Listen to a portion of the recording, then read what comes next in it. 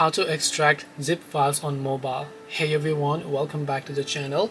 In this video we are going to learn how we can extract the zip files on mobile, so make sure to watch the video till the end. Now, extracting zip files on mobile is fairly very simple. You just have to make sure that you download this application called Jet Archiver, which is one of the most popular ones for extracting zip files and archiving them. So once you open the Jet Archiver application here, you simply go to the folder where you have the zip file located here. So in my case, you can see that zip file is located here. I can just tap on it once, then I can choose to extract here, or I can choose to extract in that folder. So I can tap on the extract to option over here, and as I tap on the extract to option, you will be able to see that particular folder that I extracted.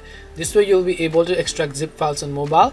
Hope this video was very helpful. If you have got any more questions, feel free to also leave them down below. Thank you for watching till the very end of this tutorial, and see you soon in our next video.